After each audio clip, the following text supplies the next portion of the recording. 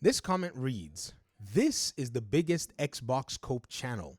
Xbots are hilarious. Just point and laugh at these idiots, it's over." Now, this is a very interesting claim. However, I think we should get back to reading the PlayStation Plus subreddit thread, which talks about the difference in quality recently between Game Pass and between PlayStation Plus. Because if we don't do this, we're going to let those who think pointing and laughing as some kind of console war mechanism, we're going to let them kind of, think that they kind of have a say in this matter when the market is dictating what is going on. The market is talking about what they feel is valuable. The market is saying we get almost zero day one stuff on Plus. It sucks. The market is saying Oblivion plus Expedition 33 is a nasty combo. Not gonna lie, I'm so freaking jealous.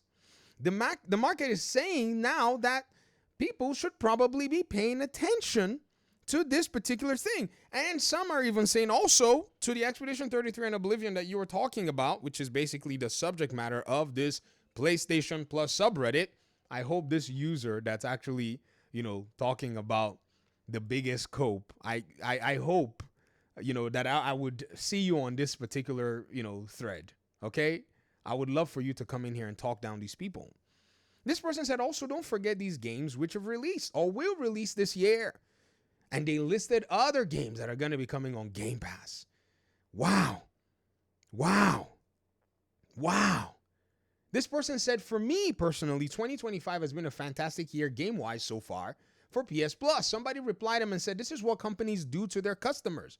We're now happy to get mediocre games as part of the subscription while others are getting the best games on release. Bro, we haven't got Spider-Man 2 yet.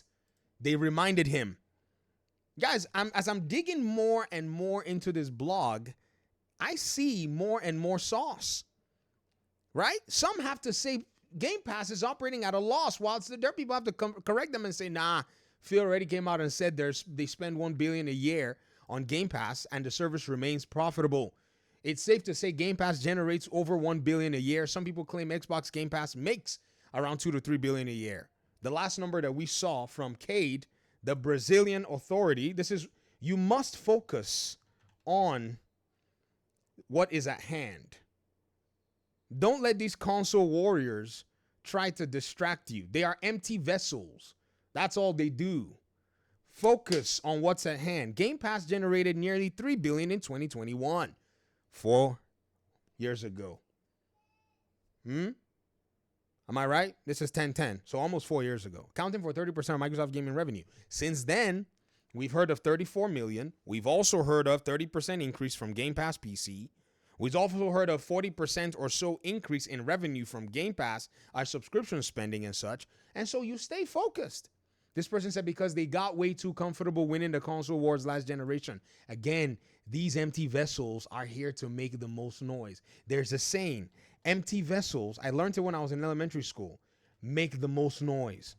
What this saying is, and this idiom means is, individuals with little knowledge or expertise tend to talk more and boast about their skills, while those with more knowledge and expertise often speak less and let their actions speak for themselves. Hence, Xbox has said, we'll let our games do the talking.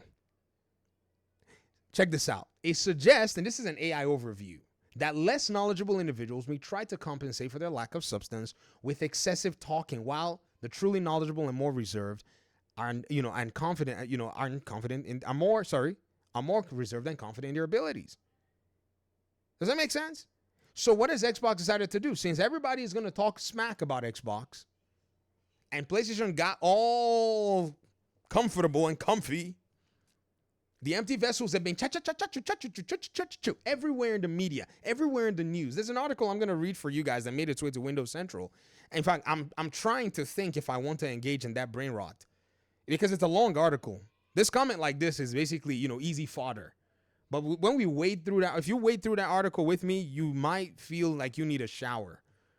People keep coming up with excuses about why Sony can't afford to compete with Game Pass, when in reality they're just being greedy and stingy about keeping their own titles on the subscription. There should be no excuses. PlayStation needs to do better for its community, and that can only happen if we demand it. Yet you are pointing fingers, are laughing and laughing at who?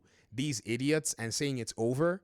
No, you're actually just an empty vessel, one person in a pool where there are, in this thread, surprisingly, a lot of reasonable people who are gamers who are pointing out this lack of value from the PlayStation side. This person said, just like there's no reason they can't figure out how to get PS3 games back compatible natively on PS5. Like they made the PS3 hardware. How can't they figure out to put a way to put emulated PS3 games on the current hardware? It's their own hardware. This person replied and said, I know, right? Just look at the PS Plus game library. So many of those games don't support 60 FPS on PlayStation. They never get a 60 FPS or 4K upgrade unless the developers themselves decide to do it and cover the cost. OP, shout out to you for pulling this thread and pointing my way. Sony could easily build a team and fund the upgrades and make users happy, but it's pretty clear they just don't care. If Microsoft keeps doing what they're doing now, a comeback seems inevitable. When that happens, it's going to be way more expensive for Sony to try to regain their position than it would be to simply maintain it. Again, you're laughing or you're pretending to laugh. I'm over here listening to what other PlayStation gamers are saying. And what they're saying, ladies and gentlemen, only thing Xbox hasn't done, and I wish they would add, is Transformers Cybertron games to Game Pass. I'm not familiar with the franchise, but what did they do with 360 Live? What they did with the 360 library is really impressive. Wow, I'm a PC gamer. Those of you who are Xbox gamers and be telling me about this stuff, here are your flowers.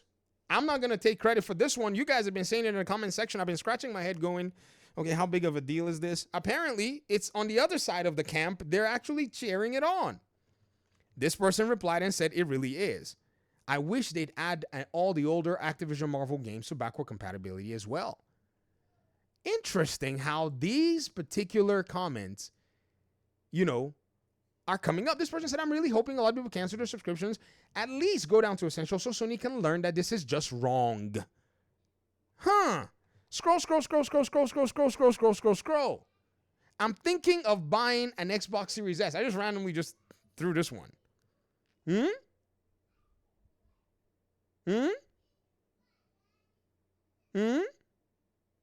And getting Game Pass just for day one AAAs is showering. Call of Duty, Indiana Jones, Expedition 33, PS Plus offers a bunch of washed out indie titles no one cares about. I wouldn't say washed out for indies. I'd say that's their own capacity. I hope Series S provides serviceable performance as I figure out what to do with the PS5. This person said, we do have way more games in terms of quantity. We're way better. But quality? Not even close, to be honest. Coming from someone who's had PS Plus for a year and tried Game Pass only for 1 month. Again, you're laughing. What are you laughing at? That's what I want to know. I'm like, what are you even laughing at? Like, what are you laughing at? What are you laughing at? This person said it comes and goes. Last year, Game Pass was absolutely horrible. No, it wasn't. That's you guys that were over there lying to yourselves, saying that nonsense. This person said, the PlayStation Plus offered differently based on region. I don't think other regions received day one AAA games. This person said, made a research comparing Game Pass to PS Plus just before I bought a PS5. Honestly, would have never considered getting the PS5 if I had to make the decision solely based on the price to quality ratio of these two. Game Pass obliterates PlayStation Plus. The only reason I went with PS5 was for the exclusives. Was really looking forward to playing both Ghost of Tsushima and God of War Infamous. They were all available on PS Plus. So yeah, better not focus on that. Silk Song is coming day one on Game Pass. See, I don't know what you're laughing at, but it seems like if we stayed focused, right, and paid attention carefully to what was going on in the gaming industry, we'd realize that for the most part, a lot of the stuff that y'all are talking about in terms of these console warring crap, it's absolute nonsense. Empty vessels, keep on chatting. I need y'all to keep doing it. Thank you. And peace out.